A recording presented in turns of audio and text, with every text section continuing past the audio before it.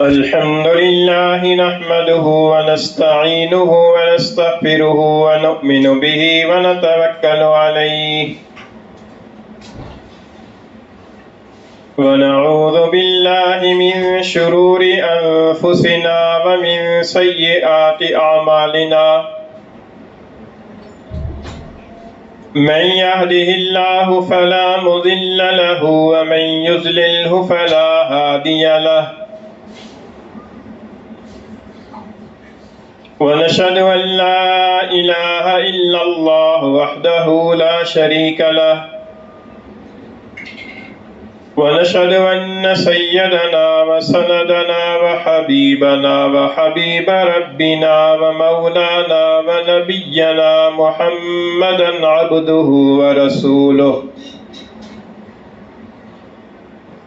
وصلى الله تعالى عليه وعلى آله وأصحابه وبارك وسلم تسليما كثيرا كثيرا. أما بعد فأعوذ بالله من الشيطان الرجيم. بسم الله الرحمن الرحيم. نحن قسمنا بينهم معيشتهم في الحياة الدنيا ورفعنا بعضهم فوق بعض درجات ليتخذ بعضهم بعضا سخريا. وعن المقدام بن معدي كرب رضي الله تعالى عنه قال قال رسول الله صلى الله عليه وسلم ما أكل أحد طعاما قط خيرا من أن يأكل من عمل يديه. وإن نبي الله داود عليه السلام كان يأكل بعمل يديه أو كما قال رسول الله صلى الله عليه وسلم. صدق الله مولانا العظيم وصدق رسوله النبي الكريم ونحن على ذلك لمن الشاهدين والشاكرين. والصلاة والسلام على سيد الأنبياء والمرسلين والحمد لله رب العالمين. گرامی قدر سامعین، اللہ تعالیٰ نے اس دنیا کے اندر انسان کو عارضی طور پر آزمائش کی خاطر بھیجا ہے، اور اسی آزمائش کی ایک صورت یہ پیدا فرمائی کہ اللہ تعالیٰ نے انسان کو اپنے جیسے دوسرے بہت سارے انسانوں کا محتاج کر کے پیدا فرمایا ہے. انسان کی دنیا کی زندگی کو گزارنے کے لیے مختلف طرح کی ضروریات کا اللہ تعالیٰ نے انسان کو محتاج پیدا فرمایا، اور وہ ضروریات ایسی ہیں کہ ان کو کوئی انسان بھی دوسرے انسانوں سے مستغنی ہو کر خود سے پورا کرنا چاہے تو یہ اس کے لیے ممکن نہیں ہے. انسان کو کھانے کی ضرورت پڑتی ہے زندگی کی بقا کے لیے. کھانے کے لیے وہ دوسرے بہت سارے انسانوں کا محتاج ہو جاتا ہے، کیونکہ کھانا، زمین میں بیج کاشت کرنا، پھر اس کی فصل تیار ہونا، اس فصل کو کاٹنا، دانے کو بھوسے سے الگ کرنا، پھر دانوں کو پیسنا، پھر آٹے کو گوندنا، پھر روٹی پکانا اور پھر کھانا. یہ اتنے مراحل ہیں کہ یہ کوئی انسان سارے مراحل چاہے کہ میں خود سے بنا لوں، خود سے تیار کر لوں، ناممکن ہے. اسے بہت سارے دوسرے انسانوں کا محتاج ہونا پڑتا ہے. انسان کو ستر چھپانے کے لیے لباس کی ضرورت ہے. لباس کے لیے کپاس کی کاشت سے لے کر کپڑے کی سلائی ہو کر تیار ہونے تک بہت سارے افراد کا محتاج ہے. خود سے انسان چاہے کہ میں سارے مراحل شروع سے آخر تک خود کر لوں گا اور خود اپنے لیے کپڑا تیار کر لوں گا، ناممکن ہے. انسان کو بیماری کی حالت میں دوا دارو کی احتیاج پڑ جاتی ہے، اس سلسلے کے اندر بھی وہ اپنے جیسے بہت سارے دوسرے افراد کا محتاج ہو جاتا ہے۔ اور اللہ تعالیٰ نے تکوینی طور پر نظام ایسا پیدا فرمایا ہے کہ جس طریقے سے ہر انسان کے چہرے کو اللہ تعالیٰ نے دوسرے انسان سے مختلف بنایا ہے، اسی طریقے سے ہر انسان کی ذہنی اور جسمانی صلاحیت کو بھی اللہ تعالیٰ نے دوسرے سے مختلف پیدا کیا ہے۔ جس طرح ایک انسان کا چہرہ دوسرے انسان کے چہرے سے نہیں ملتا، اسی طریقے سے ایک انسان کی ذہنی اور جسمانی صلاحیت 100% دوسرے آدمی کی ذہنی اور جسمانی صلاحیت کے برابر ہو، ایسا نہیں ہے۔ پھر صرف صلاحیت کا فرق نہیں ہے، حالات کا فرق رکھا ہے اللہ تعالیٰ نے، دلچسپیوں کا فرق رکھا ہے اللہ تعالیٰ نے، طاقت اور قوت کا تعلق اور فرق اللہ تعالیٰ نے رکھا ہے۔ یہ سارے اختلاف اس لیے رکھے ہیں تاکہ انسان کی ساری ضروریات دوسرے انسانوں کے ساتھ مل کر پوری ہو سکیں۔ اسی کو اللہ تعالیٰ نے 25ویں پارے میں سورہ زخرف کی ایک آیت کریمہ میں ارشاد فرمایا کہ نحن قسمنا بینہم معیشتہم فی الحیات الدنیا، ہم نے دنیا کی زندگی کے اندر لوگوں کے درمیان ان کی زندگی گزارنے کے سامان کو ہم نے تقسیم کیا ہے۔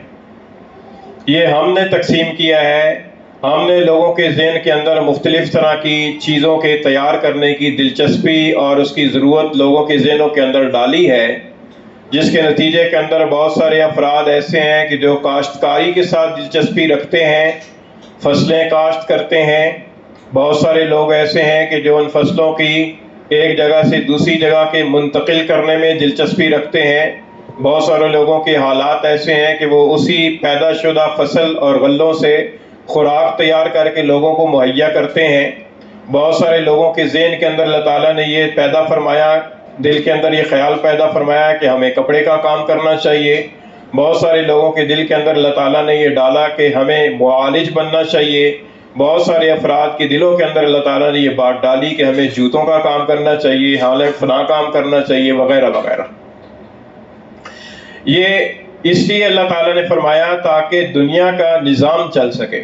سارے افراد کو، سارے انسانوں کو اللہ تعالیٰ نے یکساں پیدا نہیں فرمایا۔ فرمایا کہ نحن قسمنا بینہم معیشتہم فی الحیات الدنیا، ہم نے دنیا کی زندگی کے اندر لوگوں کے درمیان معیشت کو ہم نے تقسیم کیا ہے۔ معیشت سے مراد ہے زندگی گزارنے کا سامان، بہت ساری وہ چیزیں کہ جن کی زندگی گزارنے کے اندر انسان کو ضرورت پڑتی ہے، فرمایا کہ وہ ہم نے تقسیم کی ہے۔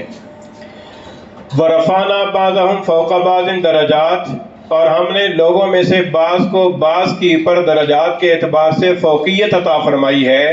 سارے انسانوں کو یکساں پیدا نہیں فرمایا، کسی کو زیادہ ذہین پیدا فرمایا، کسی کو زیادہ علم والا پیدا فرمایا، کسی کو زیادہ طاقت والا پیدا فرمایا، کسی کو زیادہ ہنرمندی والا پیدا فرمایا، کسی کو زیادہ مال والا پیدا فرمایا، کسی کو زیادہ عہدے والا اور حکومت والا پیدا فرمایا۔ یہ ہم نے کیا ہے تاکہ لِيَتَّخِذَ بَعْضُهُمْ بَعْضًا سُخْرِيًّا، تاکہ ان میں سے بعض لوگ دوسرے بعض لوگوں سے اپنا کام نکلوا سکیں اور اپنا کام چلائیں، اور دنیا کی زندگی اور دنیا کا یہ کائنات کا نظام چلتا رہے۔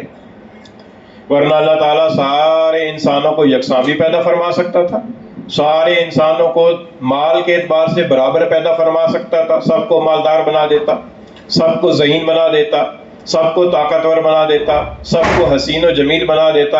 اللہ کے لیے کوئی مشکل نہیں تھا، لیکن اللہ تعالیٰ نے اپنی حکمت کے اعتبار سے بے حساب فرق رکھے ہیں انسانوں میں، تاکہ وہ انسان ایک دوسرے کے کام آئیں اور دنیا کا جو نظام ہے یہ تکوینی طور پر یہ نظام چلتا رہے۔ ورنہ اللہ تعالیٰ کے فرشتے ہیں، فرشتے سارے یکساں ہیں، اور فرشتے جو ہے نا وہ اللہ تعالیٰ کی عبادت کے اندر، اللہ تعالیٰ کی ذکر کے اندر ہر وقت مصروف رہتے ہیں۔ تو اللہ تعالیٰ انسانوں کو بھی ایسا بنا سکتا تھا، لیکن یہ اللہ تعالیٰ نے انسانوں کے اندر یہ فرق رکھا ہے، اور اسی فرق کی وجہ سے انسان دوسرے انسان کا کام کرتا ہے۔ اگر یہ فرق نہ ہو اور سارے یکساں درجے کے مالدار اور یکساں درجے کے ذہین ہوں، تو کوئی آدمی کسی دوسرے کا کام کرنے کے لیے تیار نہ ہو، اس لیے کہ انسان کے اندر اللہ تعالیٰ نے صلاحیتوں کے ساتھ ساتھ جذبات بھی ایسے رکھ دیے ہیں کہ انسان دوسرے کا کام کرنے کے لیے تیار ہی نہ ہو۔ انسان کی اپنی غرض وابستہ ہوتی ہے، اپنی غرض کی وجہ سے، اپنے فائدے کی وجہ سے وہ دوسرے کا کام کرتا ہے، اور اگر اس کی اپنی غرض خود سے پوری ہو رہی ہو اور اسے دوسرے کی احتیاج ہی نہ ہو تو پھر وہ دوسرے کا کام کیوں کرے گا؟ وہ کیوں دوسرے کی صفائی کرے گا؟ وہ کیوں دوسرے کی گاڑی دھوئے گا؟ وہ کیوں دوسرے کے گھر کا کام کرے گا؟ وہ کیوں دوسرے کی چپڑاسی کرے گا؟ وہ کیوں دوسرے کا قاصد نائب قاصد بنے گا؟ وہ اس لیے کہ انسان کو اللہ تعالیٰ نے مختلف حالات میں رکھا ہے اور اس کے اندر اللہ تعالیٰ کی حکمت ہے۔ اور یہ بھی نہ سمجھا جائے کہ جو مالدار ہیں وہ محتاج نہیں ہیں، جو مالدار آدمی ہے وہ بھی محتاج ہے۔ مالدار آدمی غریب لوگوں سے کام لینے کا محتاج ہے۔ اگر اس کے مال اس کے پاس بے شک موجود ہے، لیکن اس کی اپنی ضروریات اتنی ہے کہ وہ اپنی ضروریات پوری کرنے کے لیے دوسروں کا محتاج ہے، اور اگر دوسرے اس کا کام نہ کریں تو وہ خود سے سارے کام نہیں کر سکتا۔ بلکہ مالدار ہونا تو دور کی بات ہے، اگر کوئی ملک کا سربراہ بھی ہے اور کوئی فوج کا جرنیل بھی ہے، وہ بھی دوسرے لوگوں کا اسی طرح محتاج ہے کہ جس طرح دوسرا آدمی، ایک عام ریڑھی والا، ایک عام چھابے والا، ایک عام آدمی، غریب آدمی جو دوسروں کا محتاج ہے، اسی طریقے سے وہ بھی محتاج ہے۔ یہ اللہ تعالیٰ نے ہر تمام انسانوں کو اس طریقے سے محتاج پیدا فرمایا۔ تو عرض کرنے کا مقصد یہ ہے کہ اس احتیاج کی بنیاد پر جو آدمی دوسروں کے کام کرتا ہے تو وہ کام کرنے والا، چاہے وہ کام کسی بھی نوعیت کا کر رہا ہو، اصلی اعتبار سے اگر دیکھا جائے، اصلی مفہوم کے اعتبار سے دیکھا جائے تو وہ ایک مزدور ہے، وہ دوسرے کی مزدوری کر رہا ہے، چاہے وہ اعلیٰ درجے کی پر کسی اعلیٰ عہدے کی پر وہ برجمان ہے اور وہاں سے وہ کام کر رہا ہے اور دوسروں سے کام لے رہا ہے، لیکن حقیقت کے اعتبار سے اگر دیکھا جائے تو وہ دوسروں کا کام بھی اس لیے کر رہا ہے کہ اس کی اپنی غرض وابستہ ہے۔ تو اس اعتبار سے ہر آدمی محتاج ہے۔ اسی اعتبار سے حضور نبی کریم صلی اللہ علیہ وسلم نے اپنے ارشادات کے اندر ہمیں اس بات کی تعلیم دی ہے کہ ہم کسی کام کو بھی حقیر نہ سمجھیں، کسی کام کو بھی ہم معمولی نہ سمجھیں، کیونکہ ہر وہ کام کرنے والا جو آدمی کام کر رہا ہے، کسی نہ کسی حیثیت سے بالواسطہ یا بلا واسطہ ہم اس کے محتاج ہیں۔ اگر وہ کام نہ کرے تو ہمارے کام رک جائیں۔ تو اس وجہ سے فرمایا گیا ہے کہ کسی معمولی سے معمولی کام کرنے والے کو بھی حقیر نہ سمجھا جائے۔ یہ جو تفریق اللہ تعالیٰ نے رکھی ہے ذہنی اور جسمانی صلاحیت اور طاقت کے اعتبار سے، مالداری کے اعتبار سے، یہ تقسیم تو اللہ تعالیٰ کی حکمت پر مبنی ہے، لیکن اس تقسیم کا مطلب یہ نہیں ہے کہ جو معمولی حیثیت کا آدمی ہے اس کو ہم بھی حقیر سمجھیں۔ اس کا ہمیں کوئی حق حاصل نہیں ہے، کیونکہ عین ممکن ہے کہ جو آدمی یہاں پر ہمیں مزدور کی صورت میں نظر آ رہا ہے، اللہ تعالیٰ کے ہاں وہ کسی عالم سے زیادہ مقرب ہو۔ اللہ تعالیٰ کے ہاں کیا پتا اللہ تعالیٰ کے ہاں کون افضل ہے؟ جتنے افراد بیٹھے ہوئے ہیں، آپ سارے حضرات بیٹھے ہوئے ہیں، اللہ کیا معلوم کہ اللہ تعالیٰ کے ہاں کس کا درجہ کتنا زیادہ ہے، اور کون اللہ تعالیٰ کے ہاں مردود ہے اور کون اللہ تعالیٰ کے ہاں مقبول ہے۔ تو لہذا کسی آدمی کو جو دوسروں سے کام لے رہا ہے، دوسرا اس کا ملازم ہے، اسے ہرگز حق حاصل نہیں ہے کہ وہ اپنے ملازم کو حقیر سمجھے۔ عین ممکن ہے کہ ملازم اللہ تعالیٰ کے ہاں زیادہ مقرب ہو بنسبت اس باس کے کہ جس کی وہ ملازمتی کر رہا ہے۔ تو اس لیے حقیر سمجھنے کا تو کوئی سوال نہیں ہے، لیکن یہ جو تقسیم ہے، اس تقسیم کو تسلیم کرنا ضروری ہے، کیونکہ یہ فطری تقسیم ہے اور یہ اللہ تعالیٰ نے خود پیدا فرمائی ہے۔ حضور نبی کریم صلی اللہ علیہ وسلم نے ایک طرف تو ہمیں اس بات کی تعلیم دی ہے کہ ہم اپنے ضروریات کے پورا کرنے کے لیے خود سے ہاتھ پیر ہلائیں، اور دوسرا اس بات کی تعلیم دی ہے کہ کسی پیشے کو یا کسی پیشے والے کو حقیر نہ سمجھا جائے۔ جو حدیث شریف میں نے آپ کے سامنے پڑھی ہے، بخاری شریف کی حدیث ہے، حضرت مقدام ابن معدی کرب رضی اللہ تعالیٰ عنہ سے روایت ہے۔ آپ فرماتے ہیں کہ رسول اللہ صلی اللہ علیہ وسلم نے ارشاد فرمایا، ما اکل احد طعاما قط خیرا من ان یاکل من عمل یدیہ۔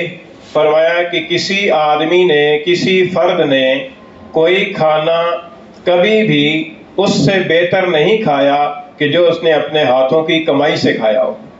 یعنی جو آدمی اپنے ہاتھوں کو استعمال کرے، ہاتھوں کو استعمال کر کے کوئی کام کرے، خواہ وہ کھیتی باڑی کرے، خواہ وہ تجارت کرے، خواہ وہ کسی کی ملازمت کرے، خواہ وہ محنت مزدوری کرے، اور اس کے ذریعے سے اسے جو چیز حاصل ہو، اس سے جو چیز کھاتا ہے، فرمایا اللہ کے رسول نے کہ اس سے بہتر کھانا کبھی کسی نے نہیں کھایا۔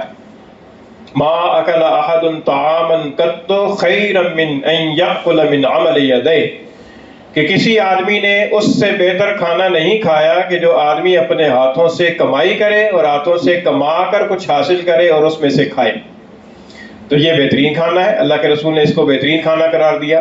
اس سے یہ معلوم ہوتا ہے کہ حضور نبی کریم صلی اللہ علیہ وسلم کی یہ منشا تھی، یہ چاہت تھی کہ آپ کی امتی، کوئی امتی ایسا نہ ہو کہ جو دوسروں کے سہارے پر رہے، بلکہ اسے چاہیے کہ وہ اپنے ہاتھوں سے خود کمائی کرے اور خود کما کر کھائے۔ یہ اس کے لیے کھانے کو بہتر قرار دیا۔ اور پھر صرف یہی نہیں کہ آپ نے زبان مبارک سے ارشاد فرمایا، بلکہ آپ نے انبیاء کا طریقہ بھی ارشاد فرمایا۔ فرمایا کہ وَإِنَّ نَبِيَّ اللَّهِ داؤد علیہ السلام كَانَ يَأْكُلُ مِنْ عَمَلِ يَدَيْهِ، کہ اللہ کے نبی داؤد علیہ السلام اپنے ہاتھوں کی کمائی سے کھاتے تھے۔ داؤد علیہ السلام پیغمبر ہیں، اور صرف پیغمبر ہی نہیں ہے، بادشاہ بھی ہیں۔ اور حضرت داؤد علیہ السلام کے بارے میں منقول ہے کہ آپ بادشاہ تھے، خلیفہ وقت تھے، اور بھیس بدل کر لوگوں میں چلے جاتے تھے، عام لوگوں میں، اور عام لوگوں سے سوال کرتے تھے کہ آپ کا خلیفہ کس طرح کا آدمی ہے، یہ جو داؤد بادشاہ ہے آپ کا، یہ کیسا بندہ ہے، اچھا ہے برا ہے؟ تو لوگ ظاہر ہے کہ ان کو پہچانتے تو نہیں تھے، وہ اپنے حساب سے اپنی رائے بیان کرتے تھے کہ ہمارے خیال میں ایسا ہے، ہمارے خیال میں ایسا ہے۔ ایک مرتبہ اللہ تعالیٰ نے ایک فرشتے کو انسانی صورت میں بھیج دیا۔ حضرت داؤد علیہ السلام کو تو معلوم نہیں تھا کہ یہ فرشتے ہیں۔ داؤد علیہ السلام نے اس کو بھی انسان سمجھا اور اس سے بھی معلوم کیا کہ یہ جو داؤد ہے، یہ جو آپ کا خلیفہ اور بادشاہ ہے، یہ کیسا آدمی ہے۔ تو وہ اللہ تعالیٰ کی طرف سے مامور تھے فرشتے۔ انہوں نے جواب میں فرمایا کہ اور تو ساری باتیں ٹھیک ہیں، بہت اچھے انسان ہیں، لیکن وہ بیت المال سے لیتے ہیں، اگر بیت المال سے نہ لیں اور اپنے ہاتھ سے کوئی کام کریں تو یہ زیادہ بہتر ہو۔ حضرت داؤد علیہ السلام کو اس کی یہ بات پسند آئی۔ اللہ تعالیٰ سے مناجات کا وقت آیا تو اللہ تعالیٰ کی حضور میں عرض کی کہ باری تعالیٰ مجھے کوئی کام سکھلا دیجیے تاکہ یہ بیت المال سے مجھے وظیفہ نہ لینا پڑے، میں اپنے ہاتھ سے کوئی کام کروں۔ تو اللہ تعالیٰ نے ارشاد فرمایا کہ وَعَلَّمْنَاهُ صَنْعَةَ لَبُوسٍ لَكُمْ، کہ ہم نے داؤد علیہ السلام کو زرہ سازی کی تعلیم دی، ہم نے انہیں زرہ سازی بنانا ہم نے سکھایا۔ حضرت داؤد علیہ السلام زرہ بنایا کرتے تھے، زرہ بنا کر اس کو فروخت کرتے تھے، اور اس سے جو آمدن حاصل ہوتی تھی اس کے ذریعے سے اپنی ضروریات پوری کرتے تھے۔ تو دیکھیے اللہ کے پیغمبر صلی اللہ علیہ وسلم نے زبان مبارک سے ارشاد بھی فرمایا، اور ارشاد فرما کر ہاتھوں کی کمائی کی ترغیب دی، اور پھر ساتھ اللہ کے ایک پاک پیغمبر علیہ السلام کی مثال بھی ذکر فرمائی کہ دیکھو داؤد علیہ السلام اپنے ہاتھوں کی کمائی سکھایا کرتے تھے۔ تو اس سے یہ معلوم ہوا، اب زرہ جو ہے نا یہ لوہے کی بنتی ہے، اب اس سے یہ معلوم ہوا کہ لوہے کا کام کرنے والا کوئی آدمی ہے تو اس کو حقیر سمجھنا درست نہیں ہے، لوہے کے کام کو حقیر سمجھنا درست نہیں ہے، کیونکہ لوہے کا کام تو پیغمبر نے بھی کیا ہے۔ تو اب کسی آدمی کے لیے یہ درست نہیں ہے کہ کسی ویلڈر کو یا کسی لوہے کا کام کرنے والے کو معمولی سمجھے، یا لوہے کے کام کو معمولی سمجھے اور حقیر سمجھے، ایسا کرنا درست نہیں ہے۔ یہ اللہ تعالیٰ کی تقسیم ہے، اللہ تعالیٰ نے اس کے دل کے اندر ڈالا اور اس نے یہ کام شروع کیا۔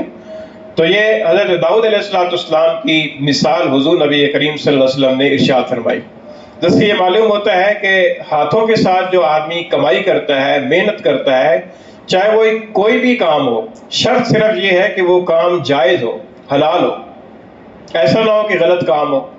غلط کام کی مثالیں جیسے کوئی آدمی جو ہے نا وہ سود کا لین دین کرنا شروع کر دے تو یہ ناجائز ہے، یا کوئی آدمی اپنے ہاتھوں سے رشوت لینا شروع کر دے، یہ ناجائز ہے، یا کوئی آدمی جو ہے نا وہ اپنے ہاتھوں سے کوئی غلط کام کر کے جیسے ڈھول بجا کر پیسہ کمانا شروع کر دے، یہ غلط ہے۔ تو کام کا جائز ہونا ضروری ہے، باقی کام کوئی بھی معمولی نوعیت کا نہیں ہے۔ کوئی آدمی وہ ٹوکری اٹھاتا ہے مثالے کی اور وہ دوسری منزل پہ پہنچاتا ہے، یا وہ کوئی آدمی اینٹیں اٹھا کر دوسری چھت پہ پہنچاتا ہے اور اس کے ذریعے سے وہ کمائی کر رہا ہے، کوئی آدمی لکڑی کا کام کر رہا ہے، کوئی آدمی لوہے کا کام کر رہا ہے، کوئی آدمی کپڑے سلائی کا کام کر رہا ہے، کوئی آدمی جو ہے نا جوتوں کی سلائی کا کام کر رہا ہے. یہ سارے کام، ان میں سے کوئی کام ایسا نہیں ہے کہ جس سے باقی انسان بے پرواہ ہو سکے. ہر انسان کو جوتے بھی پہننے ہیں، ہر انسان کو رہنے کے لیے مکان بھی چاہیے، مکان کے لیے اینٹیں ضروری ہیں، اینٹوں کے لیے کوئی مزدور ہوگا، کوئی مستری ہوگا تو اس کا گھر تیار ہوگا.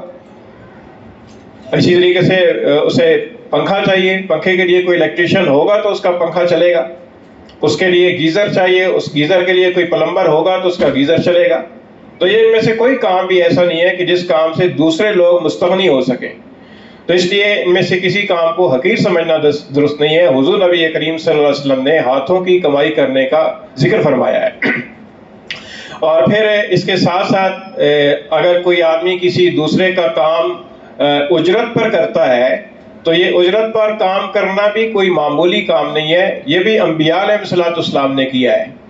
حدیث شریف میں آتا ہے کہ حضور نبی کریم صلی اللہ علیہ وسلم نے فرمایا کہ اللہ کے کوئی نبی ایسے نہیں گزرے کہ جنہوں نے بکریاں نہ چرائی ہوں. حضرت موسیٰ علیہ السلام کے بکریاں چرانے کا ذکر تو قرآن مجید کے اندر موجود ہے سورہ قصص میں، کہ جہاں پر حضرت موسیٰ علیہ السلام مدین تشریف لے گئے تو وہاں پر جا کر حضرت شعیب علیہ السلام سے ملاقات ہوئی. حضرت شعیب علیہ السلام نے انہیں آفر کی، پیشکش کی کہ دیکھو آپ اگر 8 سال تک میری بکریاں چراؤ تو میں اپنی ایک بیٹی کا نکاح تم سے کر دوں گا، اور اگر تم 8 کی بجائے 10 سال چلاؤ تو یہ تمہاری طرف سے اضافی ہوگا. حضرت موسیٰ علیہ السلام نے اس بات کو تسلیم کر لیا. اب دو پیغمبروں کے درمیان میں معاملہ ہو رہا ہے. شعیب علیہ السلام اجرت پر موسیٰ علیہ السلام سے کام لے رہے ہیں، اور موسیٰ علیہ السلام اجرت پر شعیب علیہ السلام کا کام کر رہے ہیں. تو اجارے کا معاملہ ہو گیا. تو اب دیکھیے کہ حضرت موسیٰ اور حضرت شعیب علیہ السلام جو اللہ کے پیغمبر ہیں وہ آپس میں ایک دوسرے کے ساتھ اجارے کا معاملہ کر رہے ہیں. تو یہ اجارے کا معاملہ کرنا، مزدوری کے اوپر کسی کا کام کرنا، یہ معمولی نوعیت کا کام نہیں ہے. تو حضور نے فرمایا کہ کوئی نبی ایسے نہیں گزرے کہ جنہوں نے بکریاں نہ چرائی ہوں.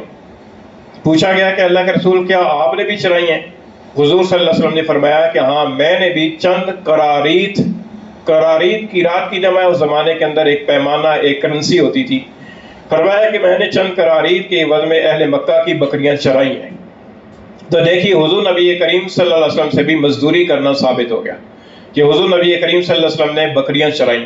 اچھا، اب کسی چرواہے کو بھی معمولی سمجھنا اور حقیر سمجھنا درست نہیں ہے کہ اگر کوئی آدمی آجڑی ہے اور وہ بکریوں کا ریوڑ رکھے ہوئے اور وہ چراتا ہے تو اس کو معمولی سمجھنا درست نہیں ہے، کیونکہ بکریاں چرانے کا کام تو انبیاء علیہ السلام نے کیا اور خود حضور نبی کریم صلی اللہ علیہ وسلم نے کیا.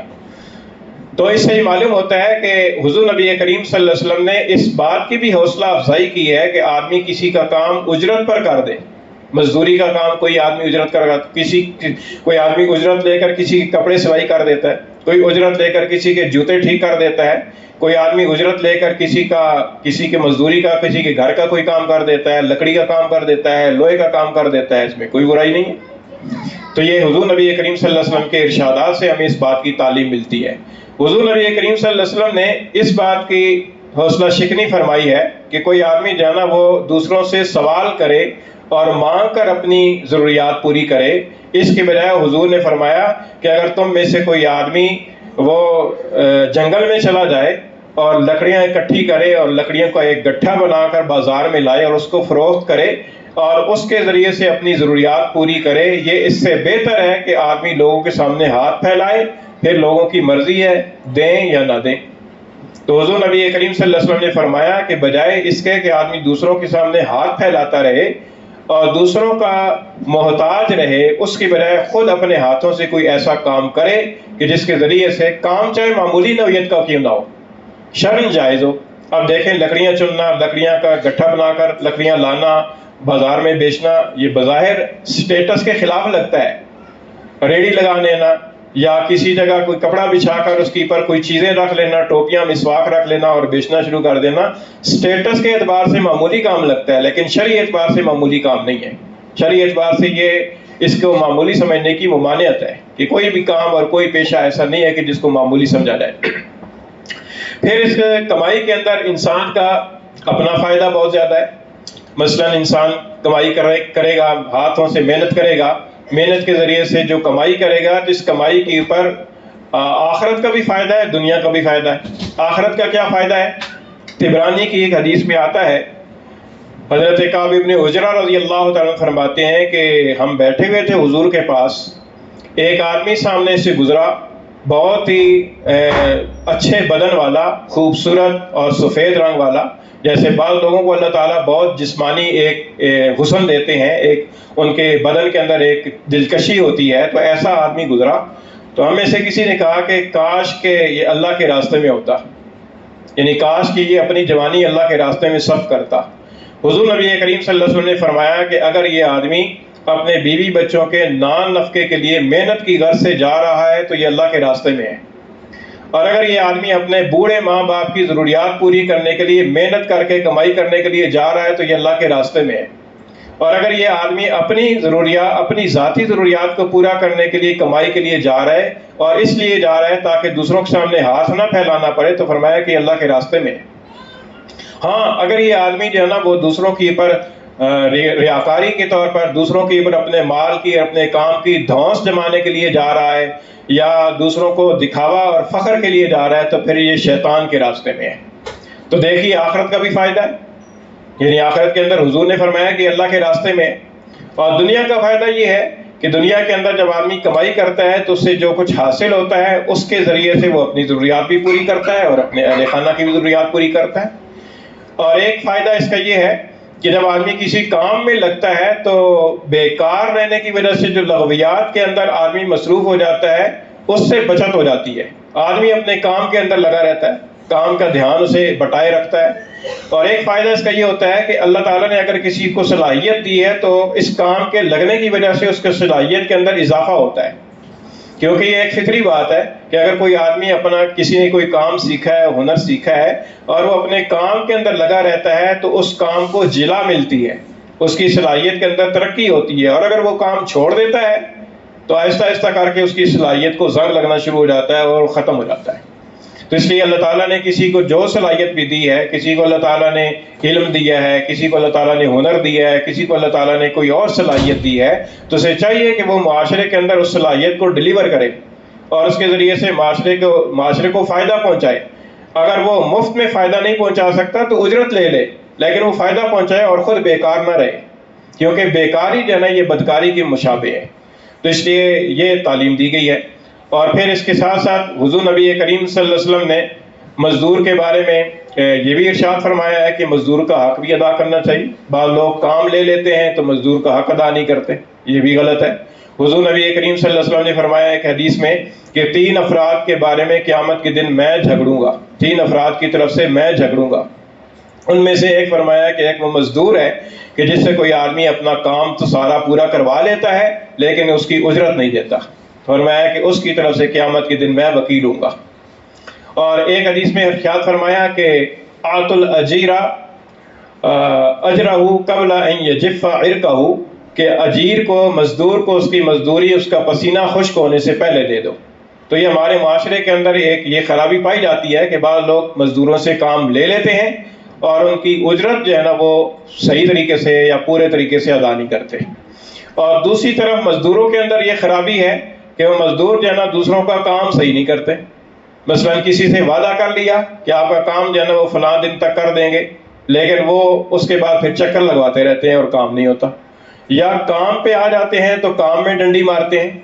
मसलन जब तक मालिक सर पे खड़ा है तो काम दयानतदारी से करेंगे, जब मालिक इधर उधर हो गया तो बस टाइम पूरा करना, फॉर्मेलिटी पूरी करना, बस इसी तरीके से काम टाइम गुजार देंगे। तो ये दोनों तरफ खराबी है, यानी इस तरफ भी काम लेने वालों के अंदर भी और काम जो करने वाले हैं उनके अंदर भी खराबी है। इस खराबी की इस्लाह दोनों तबकों को करना ज़रूरी है। तो गर्ज़ है कि ये जो एक काम है, ये आज 1 मई है, यौम मज़दूर कहा जाता है इसको। तो मज़दूरों के हुकूक़ के बारे में हुज़ूर नबी करीम सल्लल्लाहु अलैहि वसल्लम की तालीमात मौजूद हैं, इस्लाम की तालीम पहले से मौजूद है। हमें दूसरों की तरफ देखने की ज़रूरत नहीं है कि मगरिब वाले क्या कह रहे हैं, हमारे अपने दीन के अंदर ये तालीम मौजूद है और ये तालीम और ये इस्लाही बातें मौजूद हैं कि मज़दूर को क्या करना है और जिसने काम लेना है उसको क्या करना है। तो इन दोनों चीज़ों को हर तरह आदमी को मजबूत रखना ज़रूरी है ताकि इस्लाह एक मुआशरे के अंदर पैदा हो सके। अल्लाह ताला अमल की तौफीक अता फरमाए।